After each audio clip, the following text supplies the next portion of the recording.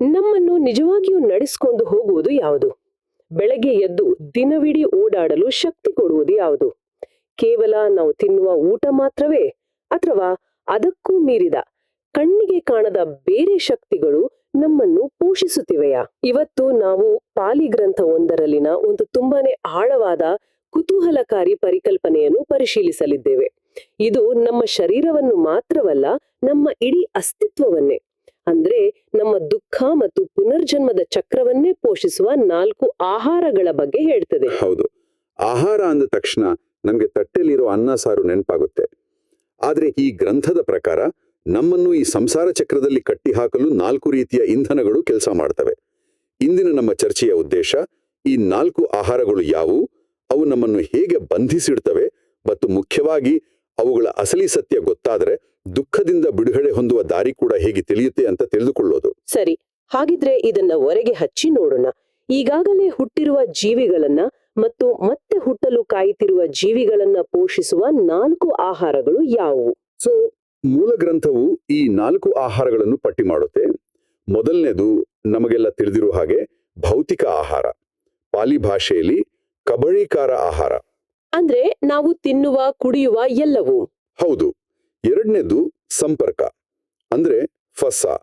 ನಮ್ಮ 5 ಇಂದ್ರಿಯಗಳು ಮತ್ತು ಮನಸ್ಸು ಹೊರಗಿನ ಪ್ರಪಂಚದ ಜೊತೆ ಸಂಪರ್ಕಕ್ಕೆ ಬರುವುದು. ಮೂರನೇದು ಮಾನಸಿಕ ಸಂಕಲ್ಪ, ಮನೋಸಂಚೇತನ ಅಂತಾರೆ. ಅಂದ್ರೆ ನಮ್ಮ ಮನಸ್ಸಿನಲ್ಲಿ ಮೂಡುವ ಉದ್ದೇಶಗಳು, ನಿರ್ಧಾರಗಳು, ಇದು ನಮ್ಮ ಕರ್ಮಕ್ಕೆ ಇಂಧನ ಇದ್ದ ಹಾಗೆ. ಮತ್ತು 4ನೇದು ಅರಿವು, ವಿಜ್ಞಾನ, ಅಂದ್ರೆ ಪ್ರಜ್ಞೆ. ಇದು ನಮ್ಮನ್ನು ಅಸ್ತಿತ್ವಕ್ಕೆ ಬಂಧಿಸುವ ಮೂಲ ಅಂಶ.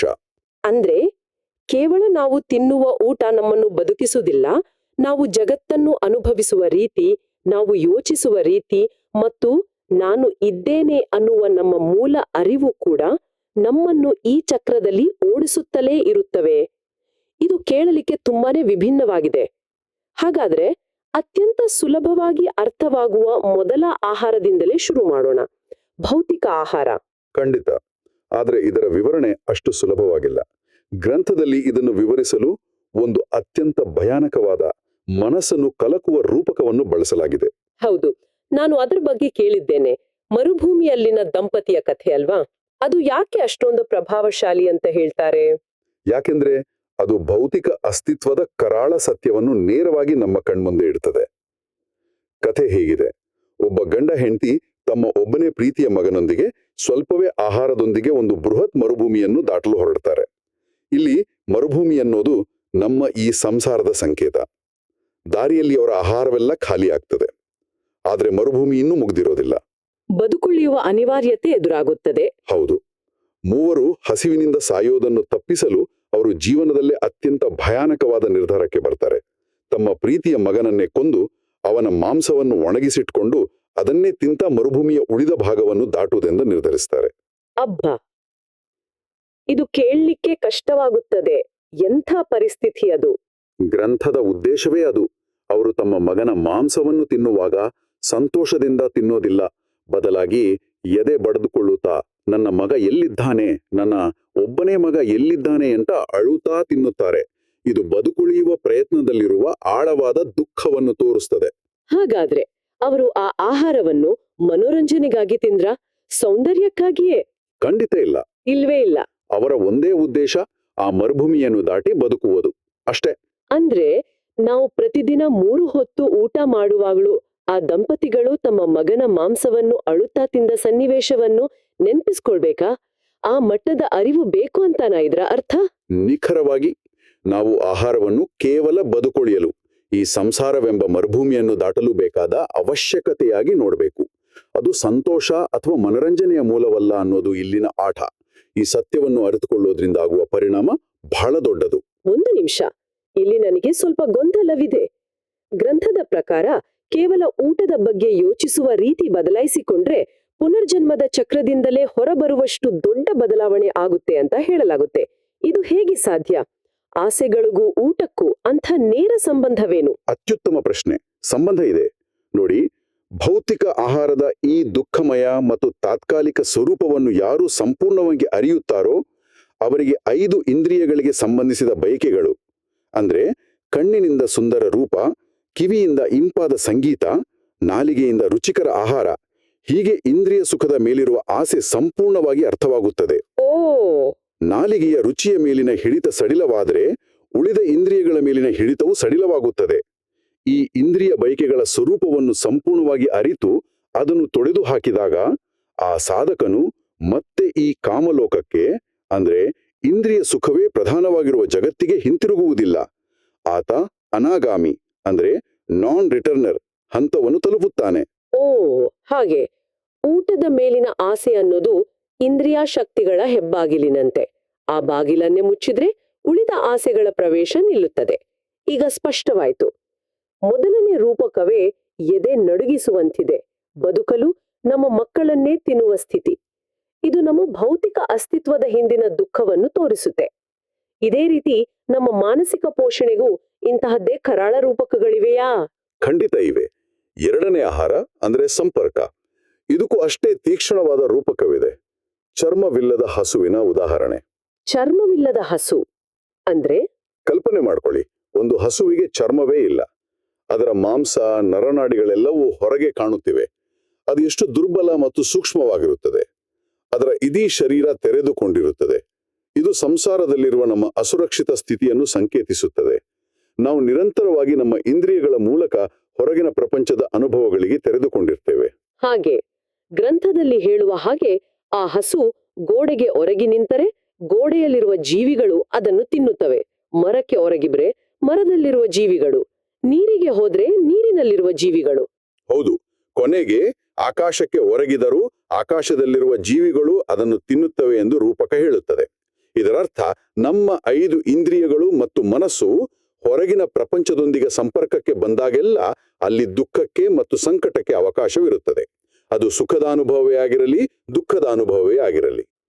ಅಂದ್ರೆ ನಾವು ಈ ಚರ್ಮವಿಲ್ಲದ ಹಸುವಿನ ಹಾಗೆ ತುಂಬಾನೇ ವಲ್ನರಬಲ್. ನಾವು ಜಗತ್ತನ್ನು ಅನುಭವಿಸುತ್ತೇವೆ ಎಂದುಕೊಳ್ಳುತ್ತೇವೆ, ಆದ್ರೆ ಪ್ರತಿಯೊಂದು ಅನುಭವವೂ ನಮ್ಮನ್ನು ಒಂದಲ್ಲ ಒಂದು ರೀತಿಯಲ್ಲಿ ಘಾಸಿಗೊಳಿಸುತ್ತಲೇ ಇರುತ್ತದೆ. ಹಾಗಾದ್ರೆ ಈ ಸಂಪರ್ಕವನ್ನು ಒಂದು ಆಹಾರವಾಗಿ ಅರ್ಥ ಮಾಡಿಕೊಳ್ಳುವುದರಿಂದ ಆಗುವ ಪ್ರಯೋಜನವೇನು? ಗ್ರಂಥ ಹೇಳುವ ಪ್ರಕಾರ ಈ ಸಂಪರ್ಕ ಅನ್ನೋ ಆಹಾರದ ನಿಜವಾದ ಸ್ವರೂಪವನ್ನು ನಾವು ಅರ್ಥ ಮಾಡಿಕೊಂಡ್ರೆ ನಮ್ಮ ಜೀವನದಲ್ಲಿ ಬರುವ ಸುಖ, ದುಃಖ ಮತ್ತು ತಟಸ್ಥ ಭಾವನೆಗಳು, ಈ 3 ವೇದನೆಗಳ ಆಟ ನಮಗೆ ಗೊತ್ತಾಗುತ್ತದೆ. ಈ ವೇದನೆಗಳ ಅನಿತ್ಯ, ಅತೃಪ್ತಿಕರ ಸ್ವಭಾವವನ್ನು ಅರಿತಾಗ ಅವುಗಳಿಗೆ ಅಂಟಿಕೊಳ್ಳುವುದು ನಿಲ್ಲುತ್ತದೆ. ಹೀಗಾದಾಗ ಆ ಸಾಧಕನಿಗೆ ಮಾಡಲು ಇನ್ನೇನೂ ಉಳಿದಿಲ್ಲ ಎಂಬ ಸ್ಥಿತಿ ಬರುತ್ತದೆ.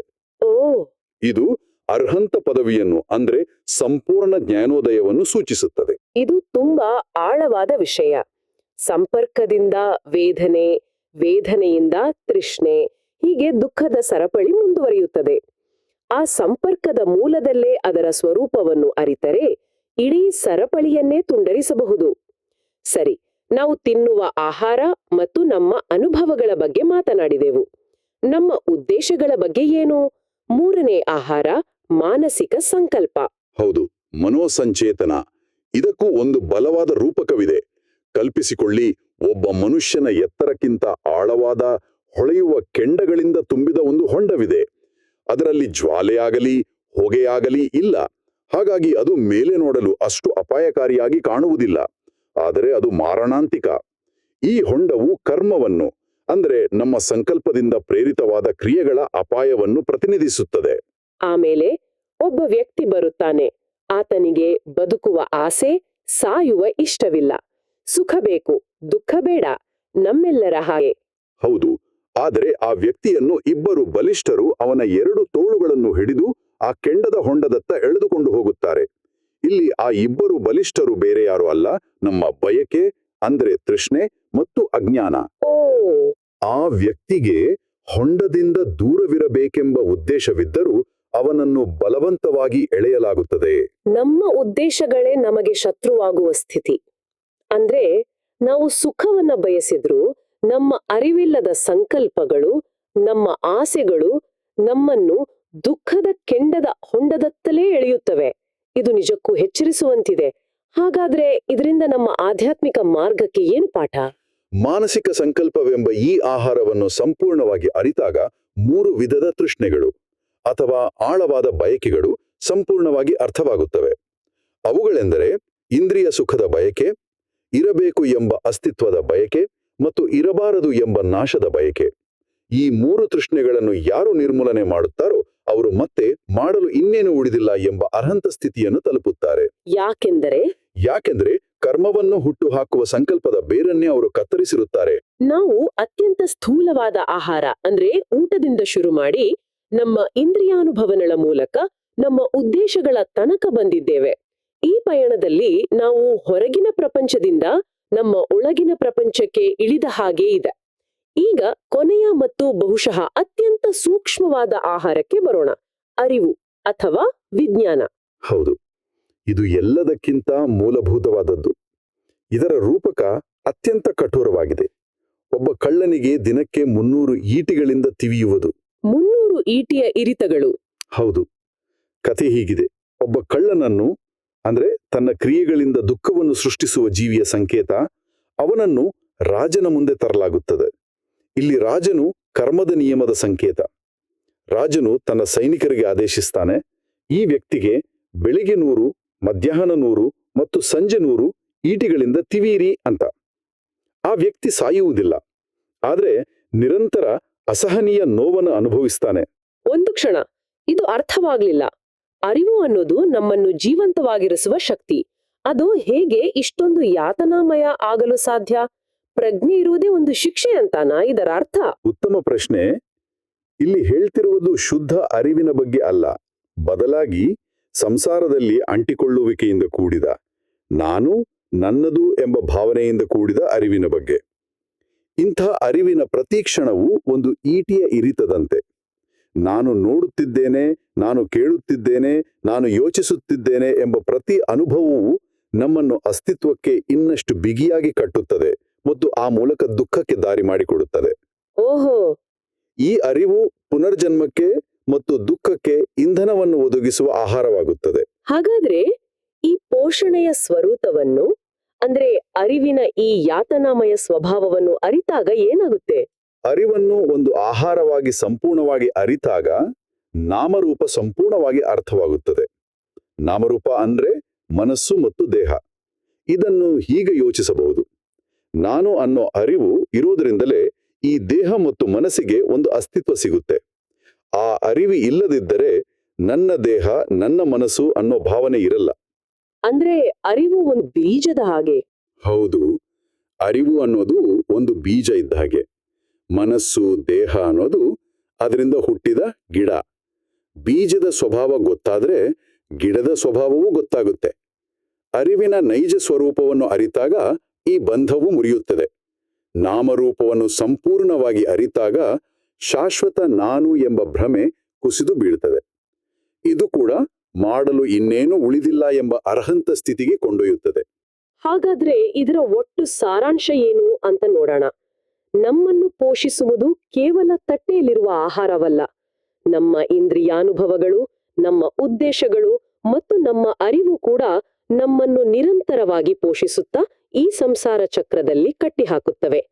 ಮರುಭೂಮಿಯಲ್ಲಿನ ಮಗನ ಮಾಂಸ, ಚರ್ಮವಿಲ್ಲದ ಹಸು, ಕೆಂಡದ ಹೊಂಡ ಮತ್ತು ಈಟೆಯ ಇರಿತಗಳು ಇವೆಲ್ಲವೂ ಆ ಪೋಷಣೆಯ ಹಿಂದಿರುವ ದುಃಖವನ್ನು, ಅದರ ಕರಾಳ ಮುಖವನ್ನು ನಮಗೆ ತೋರಿಸುತ್ತವೆ.